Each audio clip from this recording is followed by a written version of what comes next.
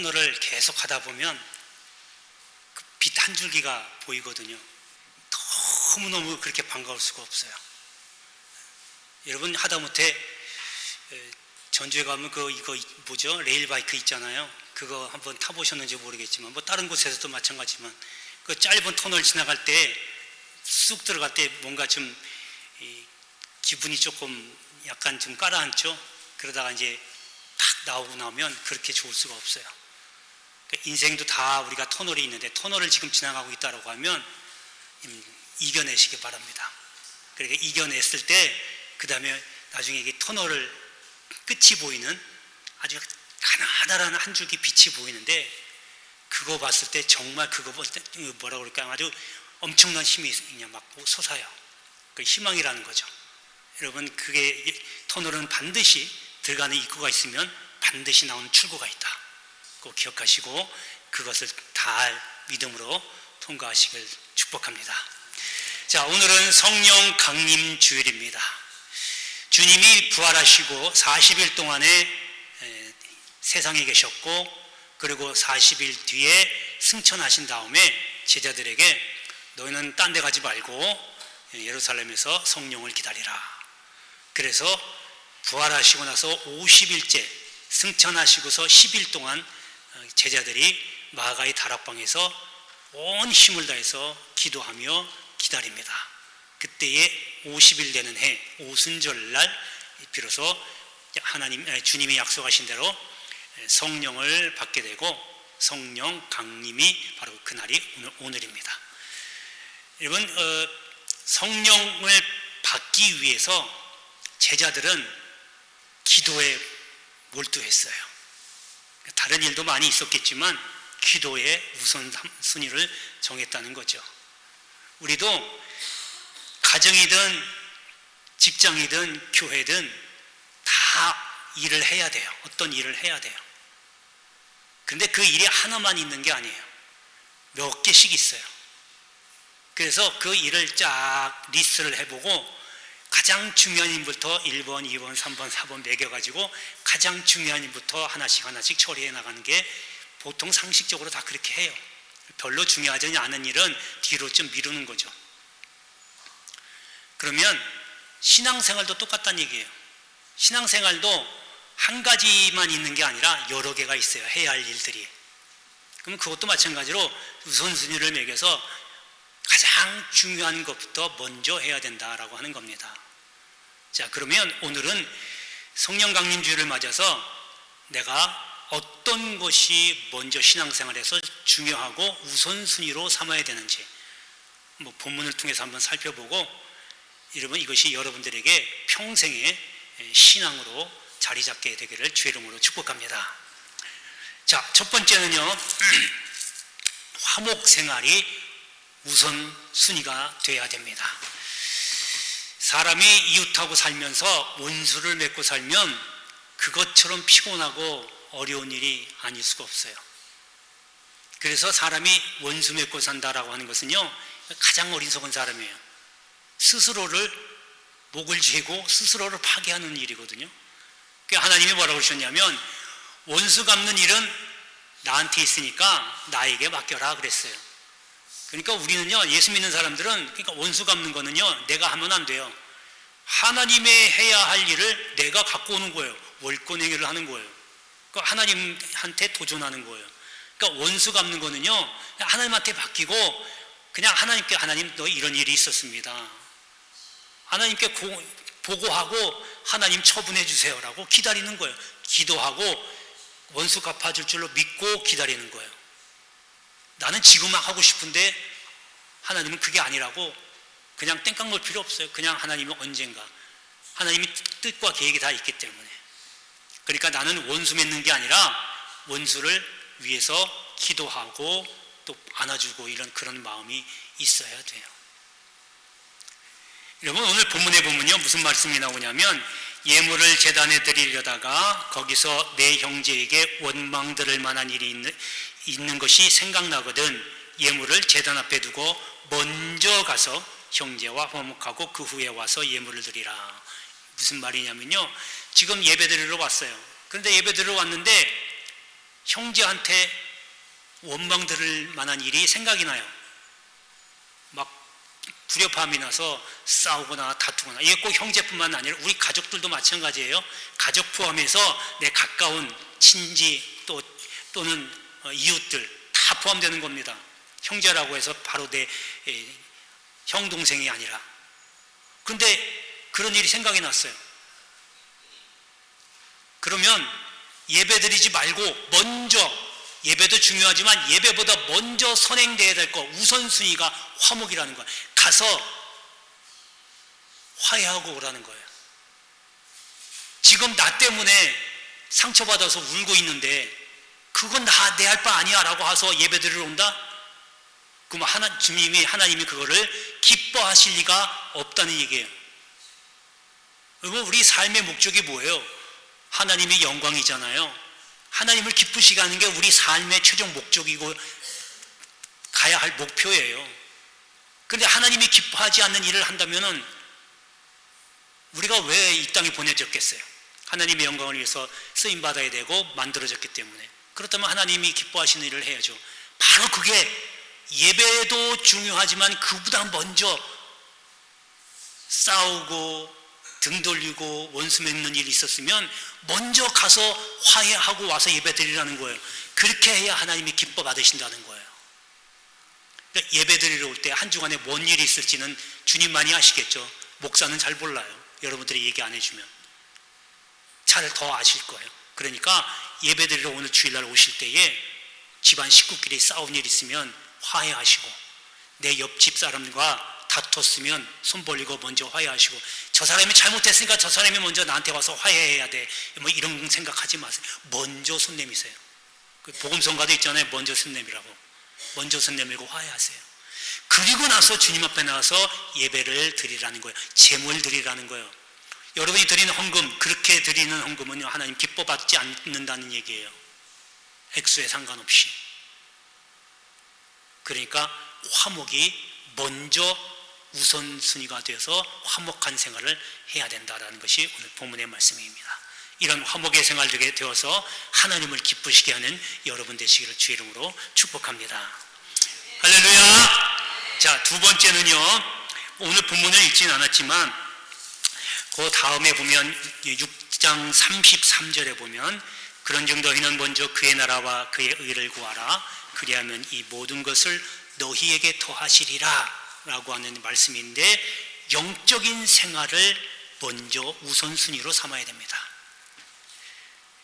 여러분, 예수님이 광야에서 40일 동안 굶주셨어요. 얼마나 허기가 졌겠어요. 그때 사탄이 탁 나타나서 돌을 보여주면서 이 돌을 떡으로 만들어 먹어라.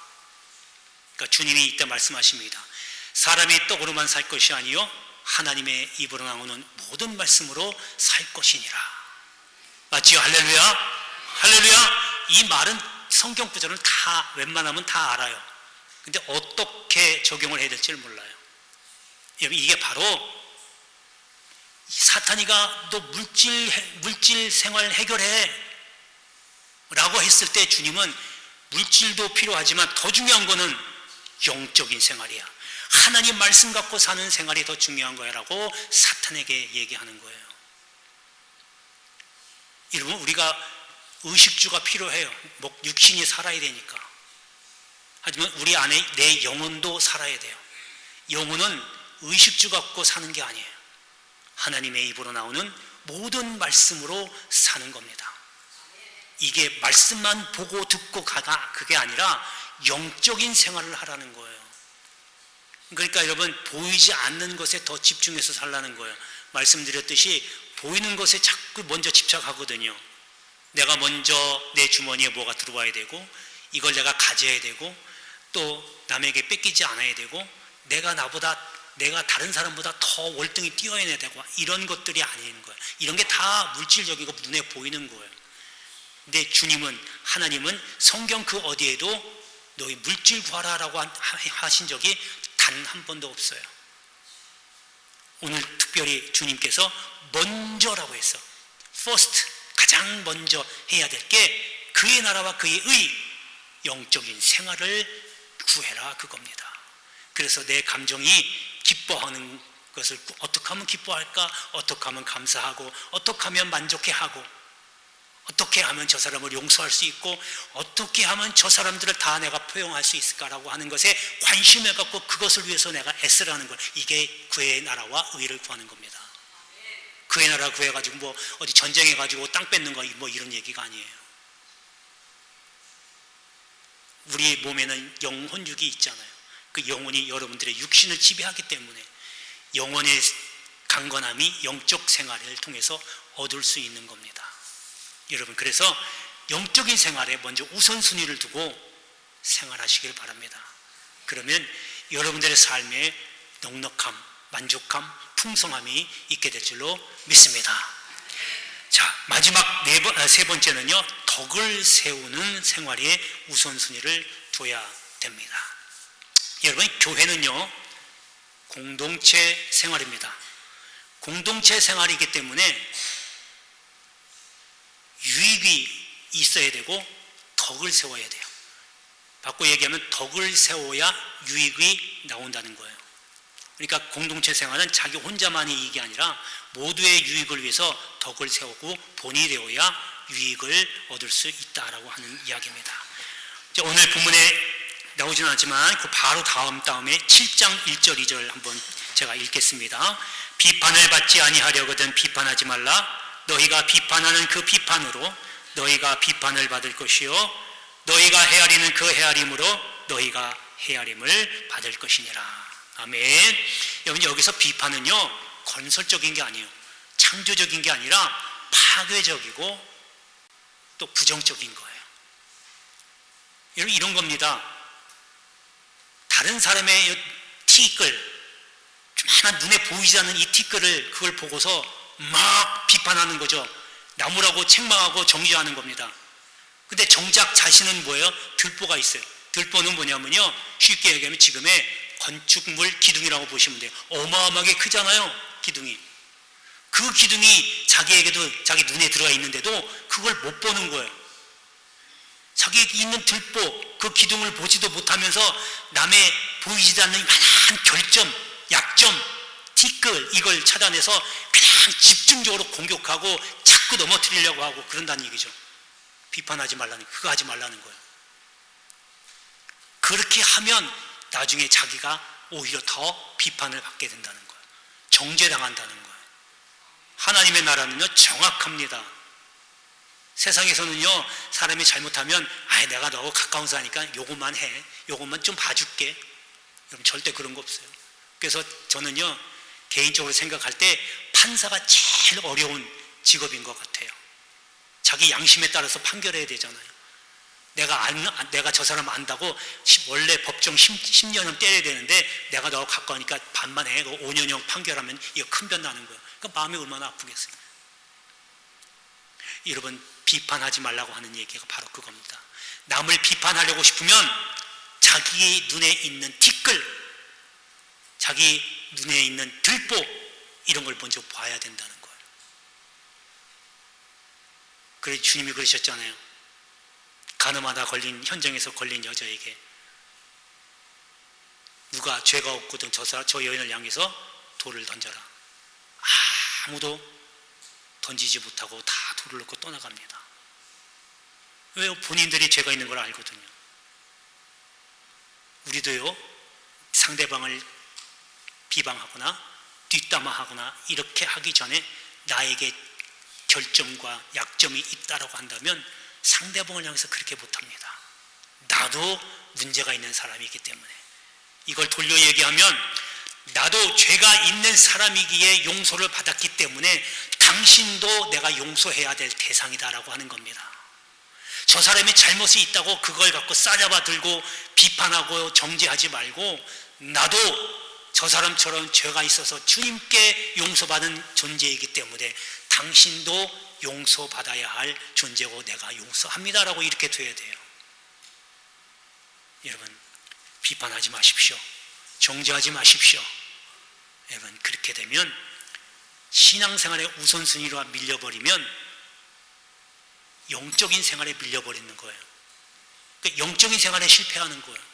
그러면 전부 다 실패하는 겁니다. 여러분, 내가 출세해가지고 내가 장관이 되고 국회의원이 되고 내가 재벌 1세가 되고 뭐 재벌이 됐다라고 그게 성공한 줄 아세요? 눈에 보이는 것은 썩어 없어진다고 그랬어요. 여러분들이 뭐 수억 원짜리 슈퍼카를 가졌다 할지라도 또 99평짜리 아파트가 있다 할지라도 만족해 하지 마세요. 그건 다 썩어 없어질 거예요. 그러나 여러분 영적인 생활, 기쁨과 만족과 감사는요 돈 주고도 못 사는 거예요. 그걸 누가 하라고 해서 하겠어요?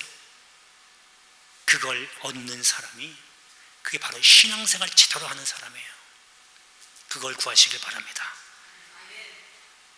그렇게 해서 공동체 생활에서 덕을 세우고 유익을 끼치고 나보다 남을 낫게 여기는 마음으로 그렇게 생활하게 되면 여러분 믿음은 이 흔들리는 세대에 굳건하게 세워질 줄로 믿습니다. 할렐루야. 기도하겠습니다. 은혜로우신 아버지 하나님 감사합니다. 신앙생활에도 우선순위가 있습니다.